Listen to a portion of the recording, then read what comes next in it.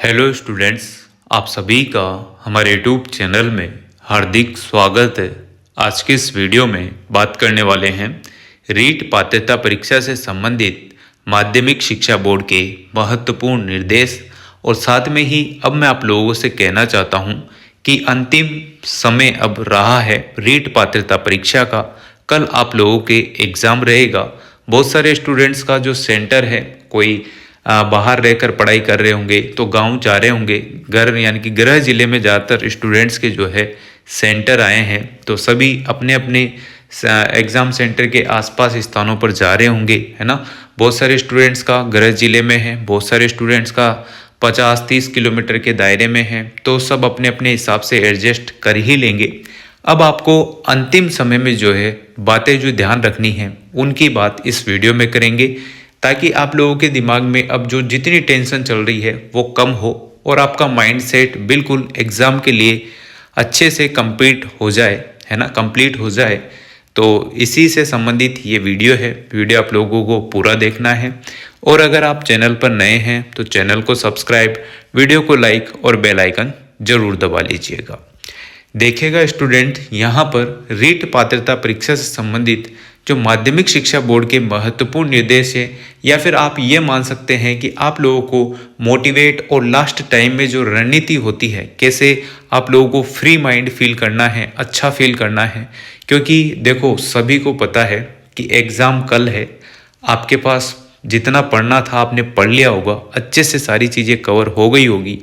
जिन्होंने कुछ नहीं पढ़ा है उनके तो टेंशन होगी ही नहीं, पर जिन स्टूडेंट ने जितना ज़्यादा पढ़ा है उनके उतनी ज़्यादा टेंशन यहाँ पर हो रही होगी, ठीक है।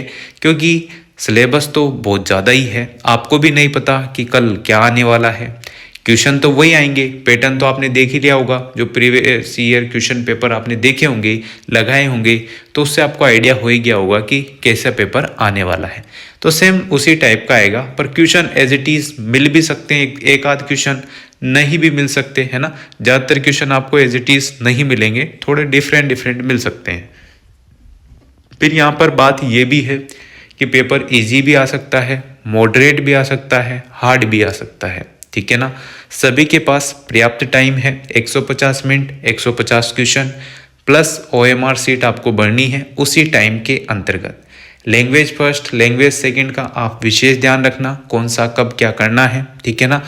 तो 30-30 क्वेश्चन के हिसाब से आपके सेट आएंगे पूरे के पूरे, है ना। वो आप लोग एग्ज़ाम में जब पेपर मिलेगा तो उसमें देख लेना, OMR सीट के नंबर और प्रश्न पुस्तिका के नंबर आप लोग मिलान करके ही आप एग्ज़ाम करिएगा, ठीक है। चलिए कुछ अच्छी बातें आपको बता देते हैं ताकि आपकी नर्वसनेस कम हो। पहली बात, परीक्षा शुरू होने से 1 घंटे पहले जो है गेट बंद कर दिया जाएगा। समय पर अपने परीक्षा केंद्र आप लोग पहुंच जाए, ठीक है ना। जहां भी आपका सेंटर है, सबसे पहले तो आप अपने जो भी ड्रेस कोड आपको बताया है, जो भी डॉक्यूमेंट्स आपको लेकर जाने हैं, है ना, वो लेकर आप अपने एग्ज़ाम सेंटर के बाहर कम से कम 2 घंटे पहले पहुंच जाइएगा। 1 घंटे पहले गेट बंद हो जाएगा। जैसे 9 बजे आपका पेपर है तो 8 बजे बंद होगा, 10 बजे पेपर है तो 9 बजे बंद हो जाएगा। फिर आपको एंट्री अंदर नहीं दी जाएगी, इसका आपको ध्यान रखना है। आराम से जाना है, बाइक से जाते हैं तो हेलमेट लगा कर जाएं, कार वगैरह से जाते हैं तो सीट बेल्ट अवश्य लगा के जाएं।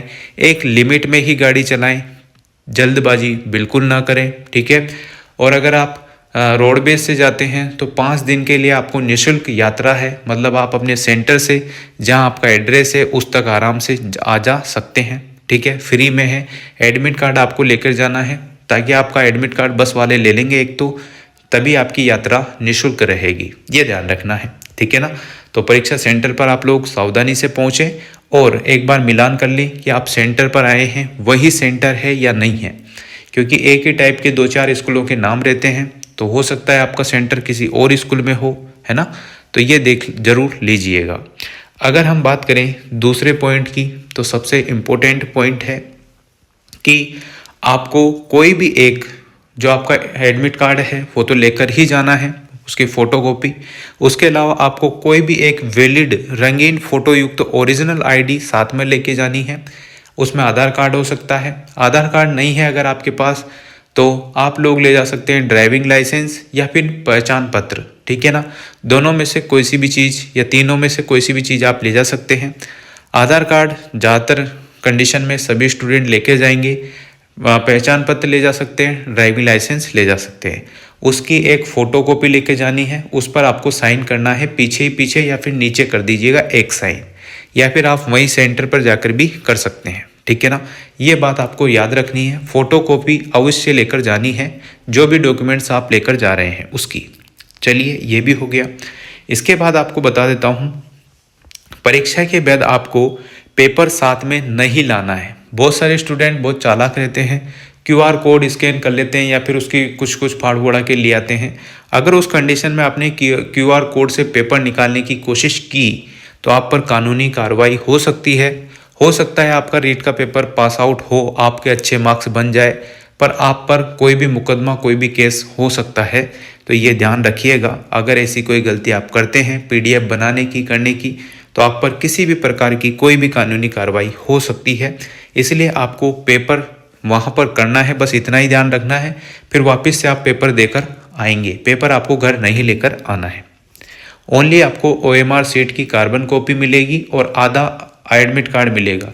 आधा तो वो रख लेंगे, आधा आपको दे देंगे। इसके बाद देखो, हर परीक्षा केंद्र पर बायोमेट्रिक और शादियों का सीजन चल रहा है, तो मेहंदी वेंदी नहीं लगानी है, क्योंकि आपकी जो है बायोमेट्रिक होगी तो उसमें आप लोगों के अंगूठा नहीं लगा और अगर मैच नहीं खाया तो आपको इशू होगा, ठीक है ना। बाकी और भी चीज़ें होगी तो आप लोग ध्यान रखिएगा। फेस रिकग्निशन की प्रक्रिया अपनाई जाएगी, तो ध्यान रखना आपको है। अगली बात करते हैं, पात्रता परीक्षा में कोई भी नकारात्मक अंकन नहीं है, नेगेटिव मार्किंग नहीं है, इसलिए 150 में से 150 क्वेश्चन ही आपको करके आने हैं। ABCD में से चारों गोलों में से आप लोगों को 150 में से 150 गोले भरकर आना है। अगर आपको लगता है कि मेरे से 150 क्वेश्चन नहीं हुए हैं, 10 क्वेश्चन बच गए, तो ई ऑप्शन जरूर भर दें, खाली एक भी गोला नहीं छोड़ना है, ठीक है ना। अब बात करते हैं, सबसे पहले आप वो प्रश्न करें जो आपको अच्छे से आते हैं। आप 100% उत्तर लेके श्योर रहें, ठीक है ना। जिसमें आपको लगता हो कि मेरे को 100% मैंने पढ़ा है या आता है, तो इसके टिक लगा दे। जो क्वेश्चन आपको कम आते हैं या डाउट है, वो आप बाद में सेकंड राउंड में आप लोग कर सकते हैं। बाकी आपकी जैसी इच्छा हो, पेपर आप वैसे हल कर सकते हैं। देखो, यहाँ पर तुक्के मारने की एक ट्रिक भी आपको बता रहे हैं कि तुक्के मारने का सबसे बेहतरीन तरीका यही है कि आप धीरे धीरे करके विकल्प को कट करें। जैसे 4 ऑप्शन आपके सामने रहेंगे, 5 ऑप्शन से आपको कोई लेना देना है ही नहीं, क्योंकि नेगेटिव मार्किंग नहीं है। तो 4 ऑप्शन आपके सामने रहेंगे, चारों में से आप लोगों को लगता हो दो ऑप्शन तो आराम से कट जाते हैं। 2 में से जो लगता है कि ये हो सकता है ये नहीं, तो उस हिसाब से आप लोग तुक्का लगा लीजिएगा। यानी कि लास्ट में बचे 2 विकल्पों से तुक्का लगाने के बाद 50% प्रश्न सही होने की संभावना रहती है, ठीक है। अगर कोई गोला खाली छोड़ा जाएगा तो नेगेटिव मार्किंग होगी, ये ध्यान रखना। गोले आपको सारे ही भरने हैं, ये याद रखिएगा। अगर आपने गोले नहीं भरे तो उस कंडीशन में नेगेटिव मार्किंग होगी। ऐसे तो नहीं होगी, पर अगर आपने गोले नहीं भरे तो होगी। गोले सारे भरोगे तो कोई नेगेटिव मार्किंग नहीं है। इसके बाद गहने, लूंग, घड़ी इत्यादि पहनकर न जाएं।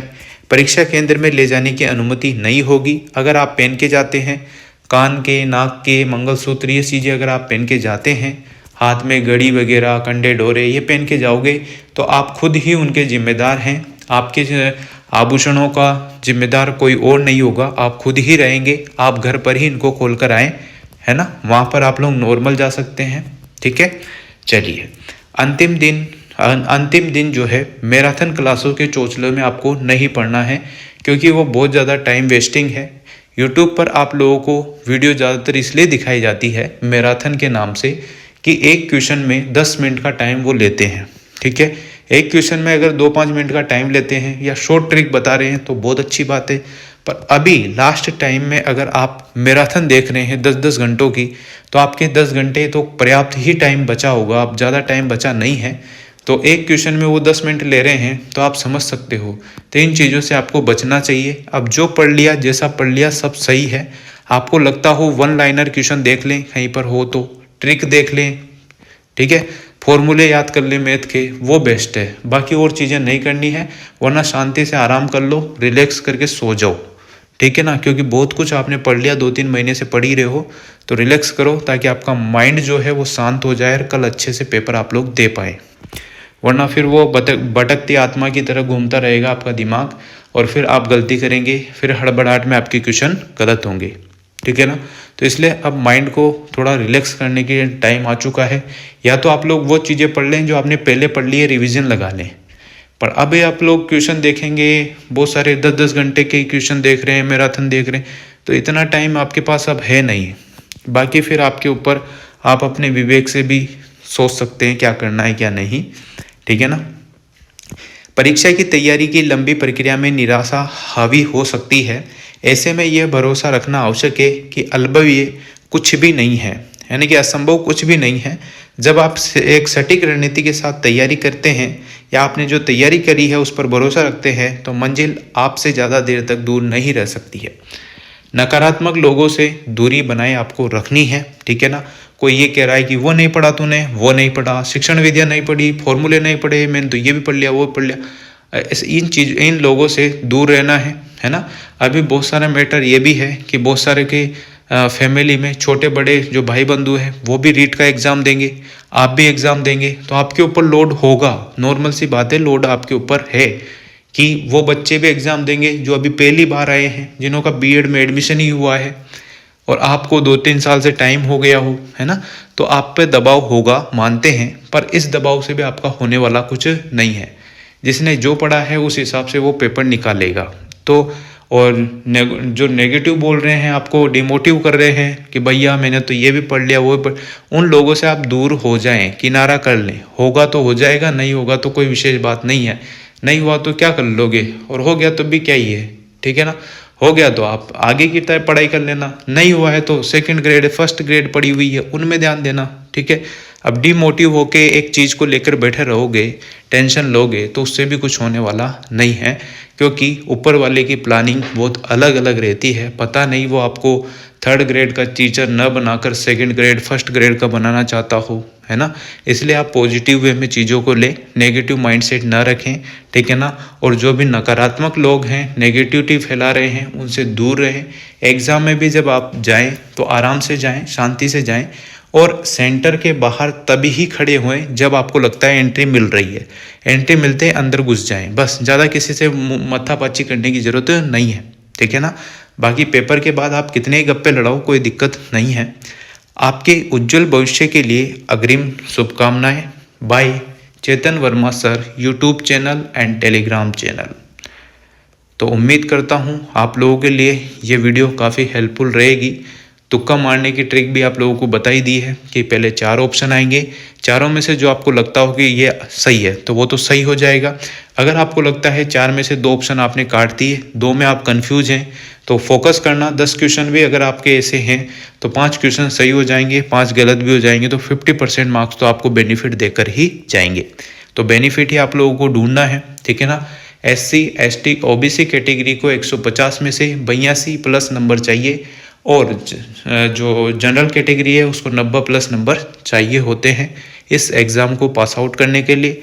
इसकी पात्रता आजीवन है, ये बात भी आपको ध्यान रखना है। तो उम्मीद करता हूँ आप लोगों को सारी जानकारी समझ में आ गई होगी। और अब अंतिम टाइम है, आप अपने दिमाग को जितना शांत रख सकते हैं, जितना कूल आप लोग रह सकते हैं, उतना रहने की कोशिश करो। जिसने जो पढ़ लिया वो कर लिया, सब ठीक है, टेंशन लेने से अब होगा कुछ नहीं। क्योंकि अब वक्त आ चुका है, आपने जो पढ़ा है उसको रिवीजन करके फटाफट से कल के एग्ज़ाम में अपना बेस्ट परफॉर्मेंस देने का, ठीक है ना।